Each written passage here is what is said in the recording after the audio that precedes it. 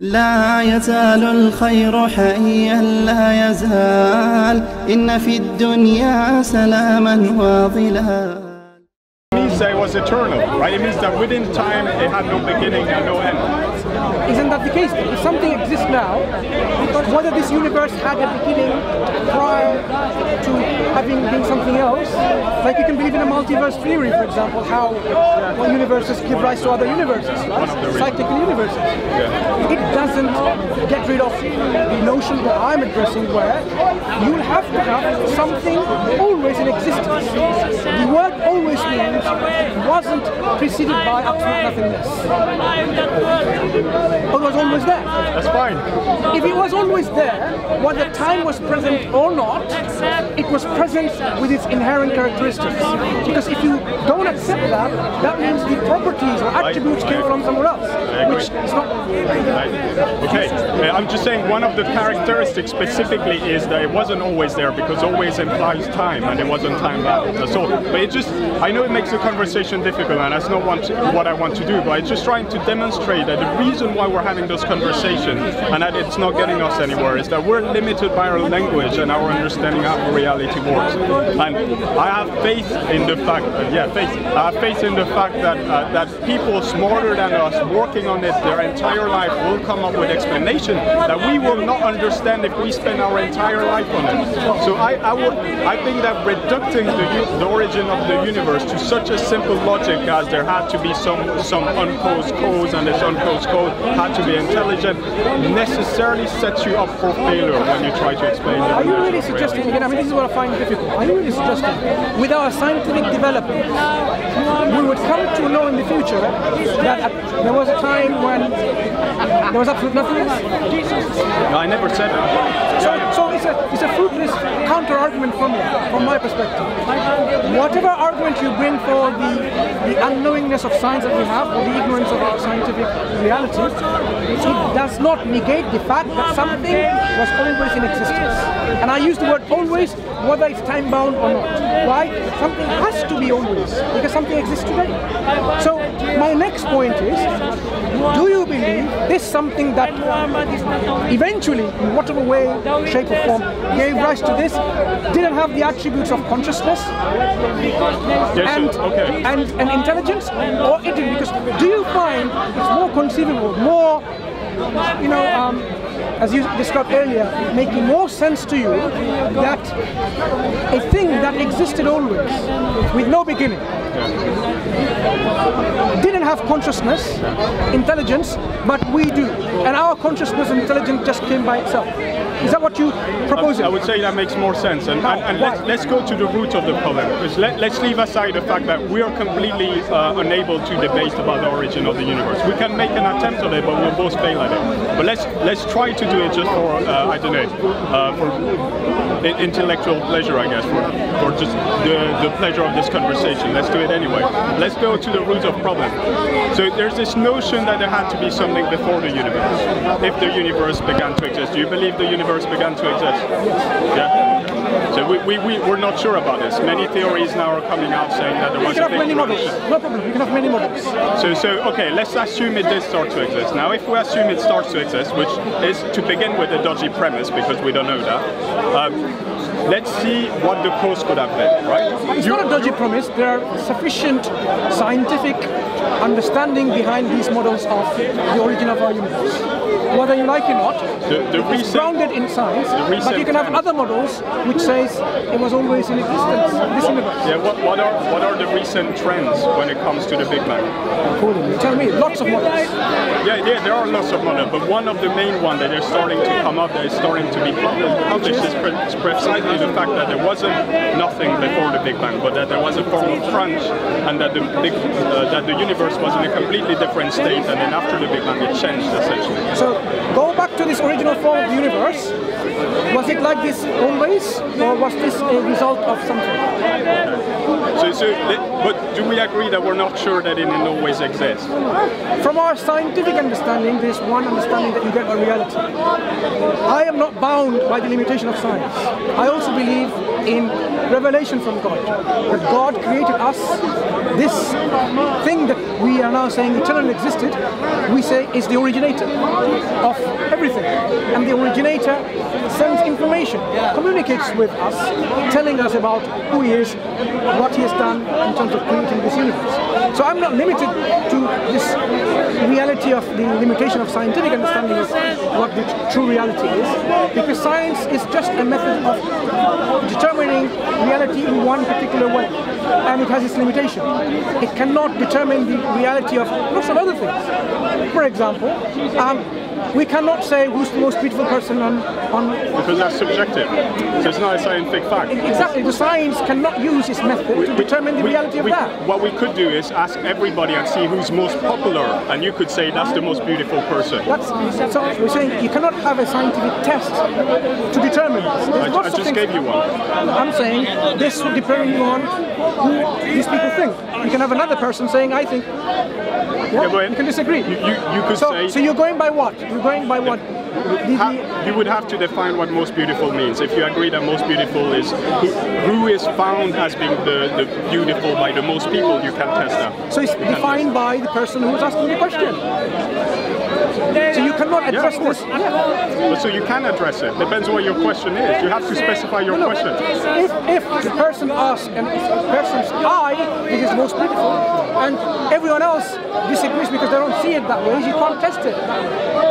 Fine, because it's subjective, as you said from the very start. There's subjective things. So there are many things science is limited to. I just give you an example where it is not beyond, which is beyond the realms of science. It's this kind of altruism and issues like that. We believe in revelation, and revelation tells us about the reality. So when we say the origin of the reality, we're moving away a little bit from the original topic.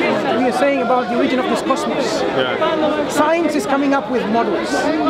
Scientists were not there present how the universe happened. We are just projecting back by looking at the universe now. Yeah, and the evidence that the universe carries on. Right. Yeah. So from our understanding of how the universe is behaving now, we are projecting in different models how the universe may have been in the past. And we are constantly learning. Yeah? So what we are saying is about what it was, we can only speculate through science. It will be speculation at best. It depends what you mean by speculation. To know for sure what happened while not being there is a speculation. So you're saying that with revelation you can know for sure? Revelation gives you, because God is the one who created it, it tells you this is how I do it. Okay, well how do you... So how do you do that? So you verify the revelation from it's revelation or not. So you have to assess the guidance or the message or the scripture that comes up with and say, is this from God or not? Yeah? So your first question should be, does God exist? Yeah, exactly. So let's come back to that. I think the notion of God existed is an interesting debate, because there's a few arguments that you can put forward for God existed. The notion, to me at least, that one of the religion on earth is true isn't a good one. It isn't a good claim. So this is the main issue that I take with religion, is the fact that they claim to be from God. But let's start from the beginning and let's try to see how we can reason about the origin of the universe and if there was a God or not. And the root of the problem to me is that if you assume that the first uncaused cause is God, is that supernatural, super powerful, all-powerful, all-knowing, omniscient, intelligent human being, to me this is like sweeping dirt under the carpet. It's literally like sweeping dirt under the carpet. And the reason why that is that you're ignoring the problem. You're just pushing it to a different place. You're essentially saying, oh, I found out what X is. X is Y. And then everybody goes, okay. And we're just waiting for someone to come around and say, well, what is the value of Y in that equation? And the reason I'm saying that is that one of the atheistic arguments is who created God. And what we mean by that is not that somebody had to create God, but if you postulate that everything that came into existence started with the highest form of complexity, then you're just creating a problem that is even more complex than the origin of the universe. Lots of assumptions made in terms of what we believe is the creator. So you seem to accept that there are causes and then eventually can go to a cause. Either it's ad infinitum with no beginning of these causes, or there is a cause that is the first cause. So which one do you think is more sensible? Sorry, that there's when you're talking about causation. Yeah. So whether it's a crunch or an expansion, this is an effect of a cause. So if you go backwards, so either the causes come to a point where this is the first cause, or it goes on and on and on, never ending. Cause for our universe, our current universe. Both are mind-boggling. I don't think any of the two make more sense than the other, and I'm glad to go over both of them. Let's explain and see which one makes more sense. If you have a never-ending cause, it doesn't address the question, because you're saying what caused the cause, what caused the cause, what caused the cause, what caused the cause. You haven't answered the question. You just simply not answered it. But it's possible that it was this way. It doesn't matter if it doesn't answer the question. When you say, if that was the case, would the current moment ever be? Yes. How?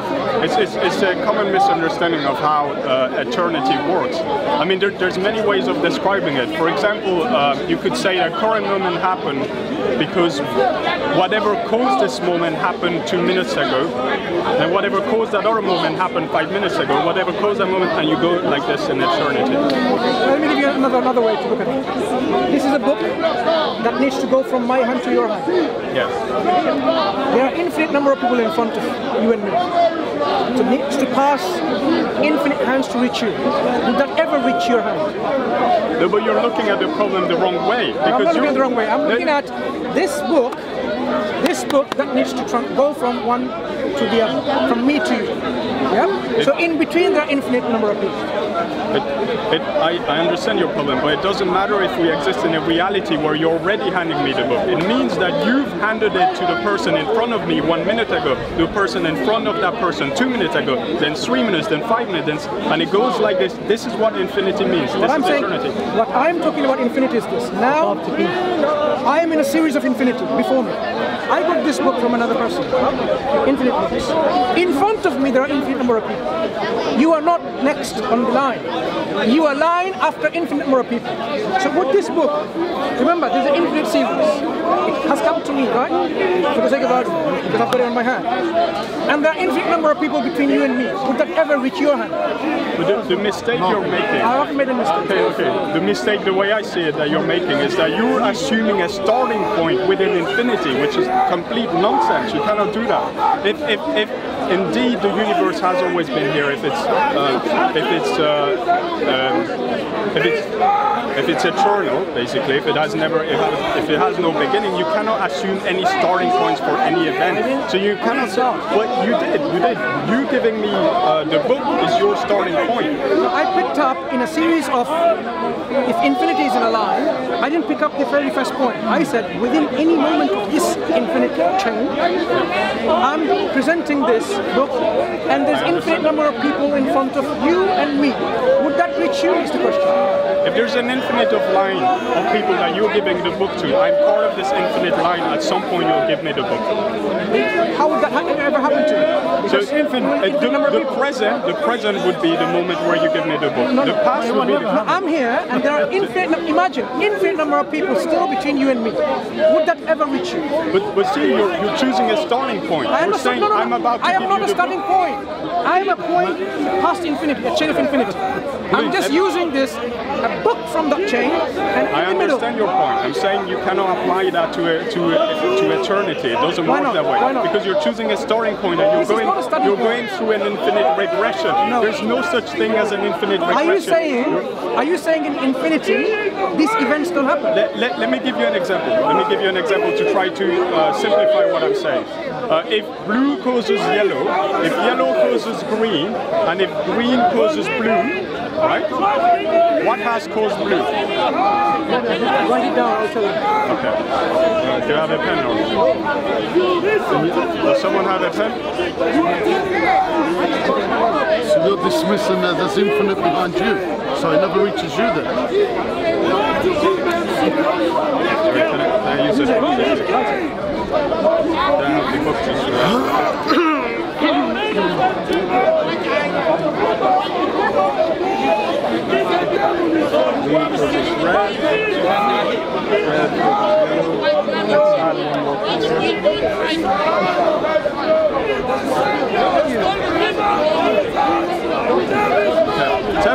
has caused yellow, for example? What has caused yellow? From this chain, Yeah. red. Okay. What has caused green? Yellow from that chain. Okay. What has caused blue? Which blue? This blue. Sorry. Green. Yeah. Okay. And what has caused red? That blue. There you go. So we have an infinite chain of causation, and yet everything has a cause. So we can look at a sequence of events and feel like it has That's what I an did. origin. That's what I did. Without taking any origin, I picked up within this change here. That's me. That's you and, giving and, me the and, book. and that's you. There are infinite number of people. Would this book ever go to you? If there are infinite number of people. But you see my point. Do you see my point?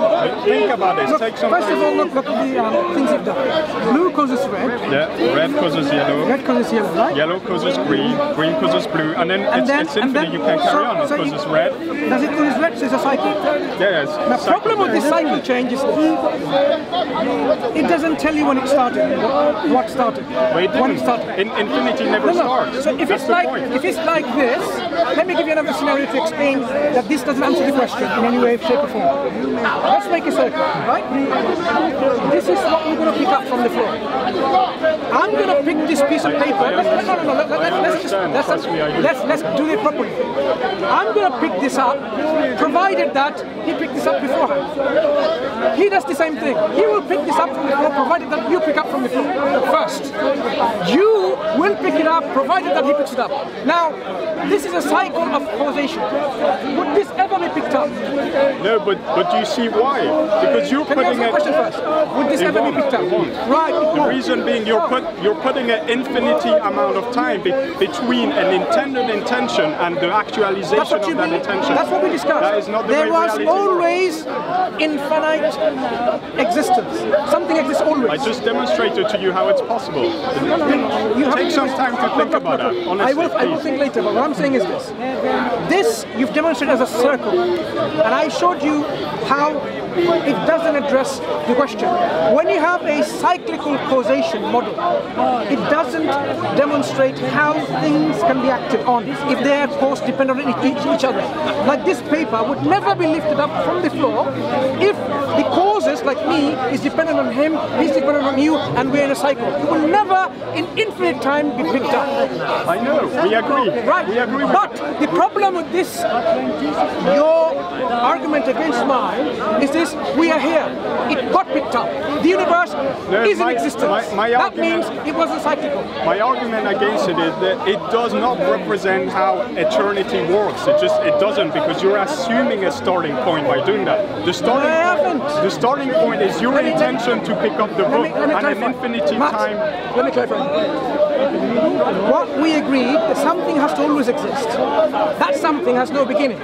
So you can't put a beginning point. Right? Always existence. Always existence. Exactly. Not a beginning of existence. Now what we're saying is, this is what we describe the originator, who has no prior beginning.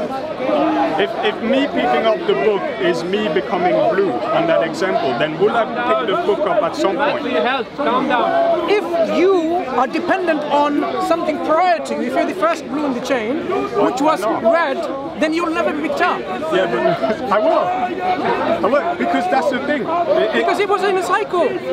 All dependent on each other. It's called interdependency. If you're interdependent, then no action will proceed. It's not going to happen. You need to think about this example. I have. Trust me, I have. And I have it too. doesn't. Okay. Well, think about the example I gave you, because the problem is, it does not apply to infinity. The infinite regression does not apply to a situation where the universe is infinite. It doesn't. It doesn't describe it. This universe is not infinite. It's the same that every single paradox that philosophers have ever come up with. This paradox. This universe is not infinite, is it? No, I'm saying it might be, and I'm saying that's possible. If the universe was infinite, then it has internal inherent properties. So intelligence was part of it. So all this intelligent design that we see in the universe was actually a result of this internal intelligence. So you do believe in something which possesses intelligence and consciousness. But you don't call it God. Yeah. You call it what? No. Okay. So that's the difference. Let's leave aside the fact that the universe might have been eternal. I'm not saying it was. I'm just saying it's possible, and it doesn't actually come up against any valid contradiction, in my opinion. Let's go now to option number 2. It did have a beginning, and let's look at what this cause could have been. And the point I was trying to make, and I would like you to address it if you could. If the cause of the universe is that all-powerful, all-knowing, all-loving, supernatural being that is more complex than anything that we know of, why do you assume that this extremely complex entity that was there always doesn't require an explanation? First of all, we are examining this reality, trying to understand this reality. Right? This reality dictates that there has to be a cause for this reality. Yeah. Now, what's the nature of this cause is something that we will have to accept, whatever the nature is. Either the nature was simple or the nature was complex, whatever it was. So if we come to a point where there was the first cause, and the first cause possessed intelligence, possessed power or energy, then let it be. Okay, but how did it possess this intelligence? How did it possess is something that you cannot answer with anything. Why? Because it's something that you have. No, it's not solving the problem. It's accepting the reality. It isn't, because I think because we are trying to find the best explanation for this, right? Yeah. If you found this is the best explanation, are you saying there is another explanation for that? So you're again going into the same quote. What caused that explanation? What caused that explanation? If I tell you, for example, you got sick because you ate that bread, right? It's not enough. You have to explain why that bread made you sick, right? You have to carry on the reasoning. You can carry on with the explanation of God, and you can carry on and you'll come to eventually a better explanation that God is more complex than you began with. So Yeah. in fact, your best explanation would be that God is most infinite. In fact, the way to describe is God is absolute in all his attributes. The more you examine this explanation. Yeah, so and that, this is that what, doesn't make sense to me. That doesn't no. Can I just say why? I'll tell you why it makes sense to me. Because if you're looking for explanation, the more you try to explain, it tells you God is more and more absolute. You cannot get away from this issue. It will come to a point where God is more and more powerful. God is more and more in his perfection. Absolute. If he's wise, he's absolutely wise. He's the most complex form of life, or whatever you want to call it. You agree? So why would that be a problem? Because your explanation is we've started with the most complex form of life that already existed. That doesn't make any sense because you're not giving an explanation for God. Who said? It's a Who said the most explanation has to be the least complex? Who said that? Is this something given? No. I'm not saying that. We're not talking about Occam's razor here. We're talking about explanation which makes sense and which fits the reality. I'm saying the reality is whatever causes that you look into for the explanation, and the explanation of that explanation, eventually you come to a point you have to, for the finite world here, it has to be based on infinite. It has to be. There's no way out. Okay. But you understood what I meant though. How to me it's a cop-out because you look at life, you look at the complexity of life, you look at the intelligence with our human being, and the explanation that you give for the origin of this complexity of this intelligence is something that is even more intelligent and more complex that you then say requires no explanation. To me, that is sweeping dirt under the carpet and it's just ignoring the problem, and it's a cop-out. To me, it's a cop-out. Try to explain. Okay, try to explain the best explanation. What do you get? Well, to me, it would make more sense. Don't be cop-out then. Go into this cop-out business. Try to explain it further. Go on. Carry on. The more you go, the more perfect this being is going to be. When you say in your levels of complexity, it's going to be the absolute. Uncreated. It will be absolute. But so why the issue? Because eventually you're coming up to the same conclusion. Do you see my point there? Are you saying, You're saying just because, are you saying just because we end up with an explanation which is complex, we don't need to seek explanation for this universe? No, I'm not saying that. I'm saying that it's a really bad explanation to assume, from my perspective, and many people who don't agree with it, it's a really bad explanation to assume something that is even more mysterious, more complex, more mind-boggling than the creation, to assume that this is the code. It's a cop-out for the short-sighted, in my opinion. That's the reality. If the reality is there is an explanation and a cause for this universe, and that reality is more complex, then you have to accept it. That is it. Okay. One of the reasons, do you know, one of the reasons, make sense. It does make sense to me. One of the reasons why atheists in general do not want to worship God is called the pride. Because they don't want to even imagine a being that exists with that might and power and that perfection and attribute, absolute. That would be great. That would be amazing. No, they don't want to do that. They don't want to. That's your assumption. That's your assumption. Look, I've spoken to many atheists. The underlying root problems of atheism is this something that is unacceptable. I don't want to surrender to someone. No, is this something that always existed? Look, if the reality is something always exists, and you had never been in existence always, you have to accept that reality, that I am just an existence that was brought about by something more greater than I completely disagree with that. I mean, it's your perception. I think many atheists that I've spoken to would love the notion that a God exists. Why do they disbelieve in him? But because it doesn't make sense. Because it doesn't make sense. Which part didn't make sense? I think in their understanding, which part of the reality doesn't make sense that there is a creator needed? Finding an explanation for the nature of reality, the way we observe it right now, is something that is really difficult for us to grasp. Now, coming up with the explanation that God created it is fine for a short period of time. You sit down, you say, God created it, now I'm okay, I feel like it all makes sense. But if you ponder a little bit longer on what does that mean, that before our existence there was the most complex life form possible that was there, that didn't require a cause, then that seems to be the hardest thing to explain. Out of all the possible, out of all the cause. Is it easy to understand? Yes, but I'm saying it's the It has to be. Because if there is no prior existence, and that existence is always there, then any properties that this existence has to be inherent, self-possessed.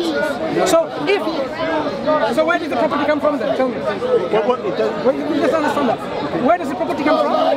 It doesn't have to be the same. Where does the property come from? Can I answer that? From another universe. We said... to square one. Listen. Okay, right. Mathematically. Okay, can I entertain that a little bit? Where did that universe come from? Hang on. Okay, right. Where did that universe come from? Hang on. Stop shouting at me and I'll explain. I'm not shouting, I'm just You're just interrupting while I'm doing an explanation. Okay? You know what a black hole is? Yeah. Okay. A little bit. Do you understand that mathematically, as a black hole gets bigger, its Schwarzschild radius, the area within which light cannot escape, gets bigger exponentially because of the rule of gravity. Okay. If you measure the mass in the universe as it stands, and you consider that if that was a black hole, how big would its Schwarzschild radius be, beyond which light can't escape? It turns out to be the same size as the universe, which kind of suggests we are inside a black hole. And if we are, then that black hole collapsed into a black hole from another universe, which would have had to exist before our universe. And that universe does not have to have the same physical properties as ours in any way or shape or form, in much the same way it's been mathematically proved by Hawking. Where did that universe come from?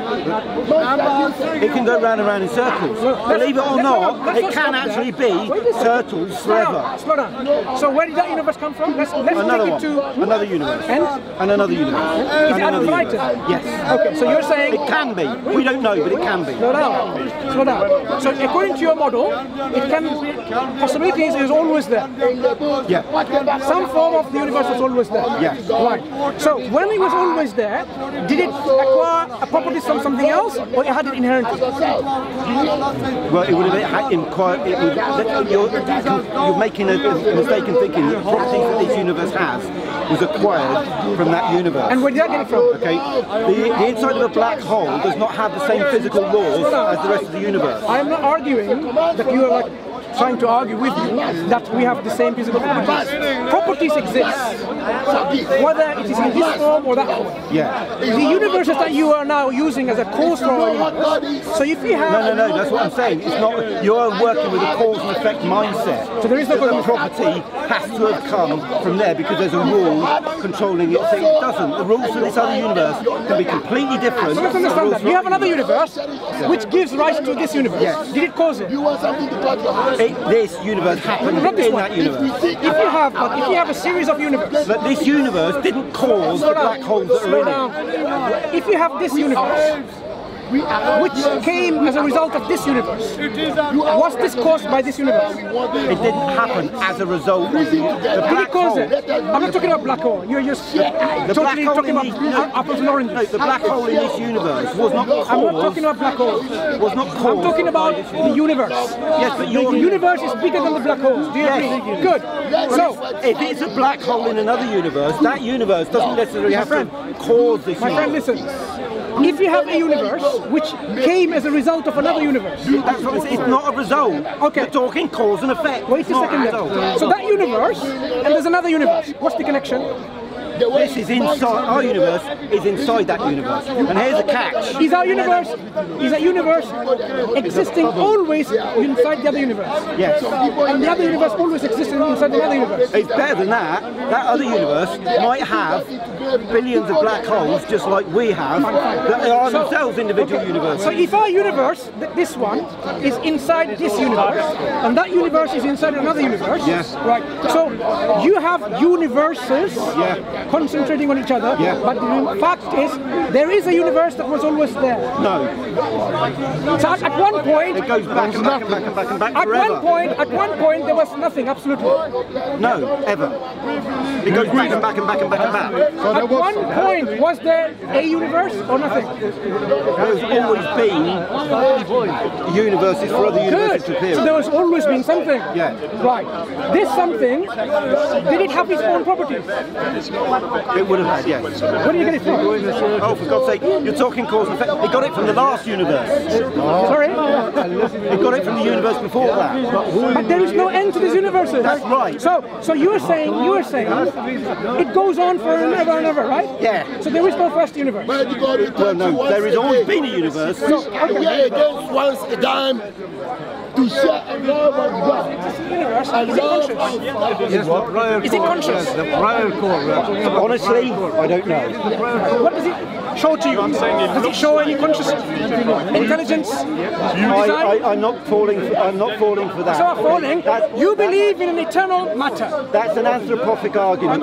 You believe in the eternity of matter. It appears to be conscious. Yes. So it appears to be.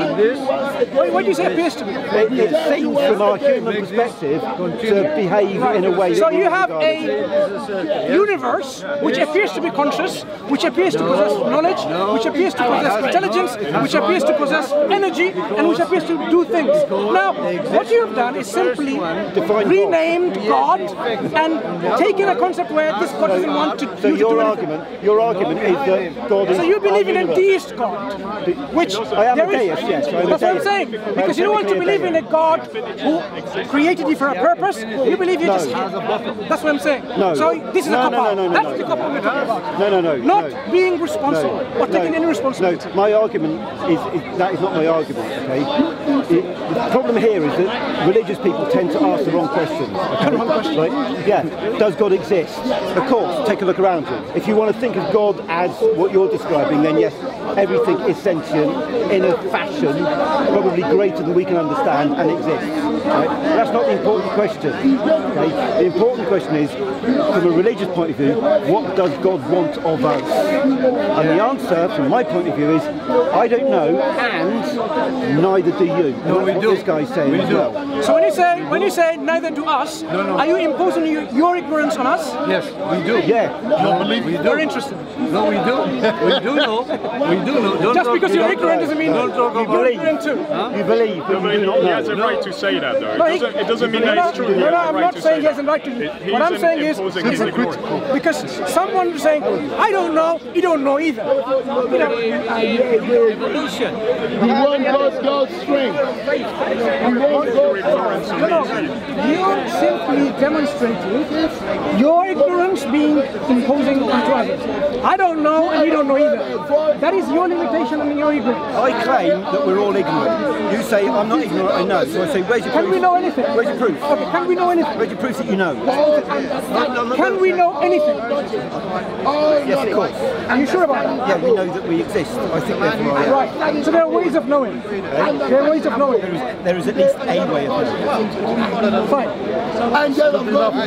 We also have evidence that the Creator has communicated with us, given us revelation.